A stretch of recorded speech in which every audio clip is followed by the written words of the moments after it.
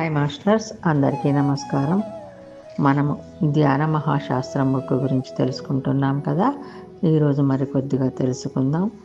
ముందుగా బ్రహ్మర్షి పితామహ దంపతులకు నమస్సుమాంజలుడు. ఇంతవరకు మనము నో కంప్లైంట్స్, నో జడ్జిమెంట్ వరకు తెలుసుకున్నాం. ఈరోజు meditation is all in all. Meditation is all in all. Primary స్థాయి. ధ్యానం చేస్తుంటాం, మనస్సు అప్పుడప్పుడు చలిస్తుంది. మిడిల్ స్థాయి. 2 గంటలు ధ్యానంలో ఉన్న మనస్సు చలించదు. హై స్కూల్ స్థాయి.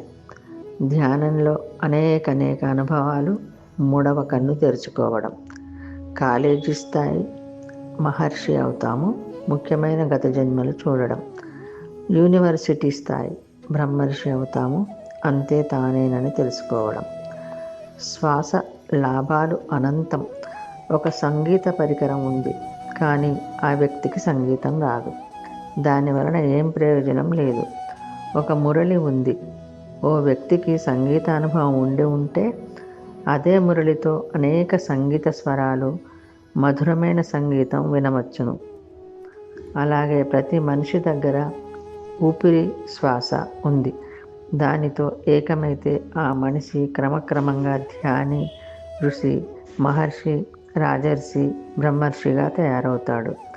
సోక్రటీస్, జీసస్ మొదలైన మహాత్ములు లక్ష్యం చేరుకున్నారు కాబట్టి విషం ఇచ్చిన, రక్తం కారేటట్లు హింసించిన ఆనందంగా అనుభవించారు కదా.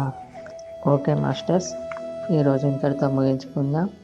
తిరిగి రేపు మరికొద్దిగా తెలుసుకుందాం. అందరికీ ధన్యవాదాలు. బ్రహ్మర్షి పితామహకు నమస్కారములు. మనమందరము ధ్యానము, స్వాధ్యాయము, సజ్జన సాంగత్యము, శాకాహారము పాటిద్దాం, స్ప్రెడ్ చేద్దాం.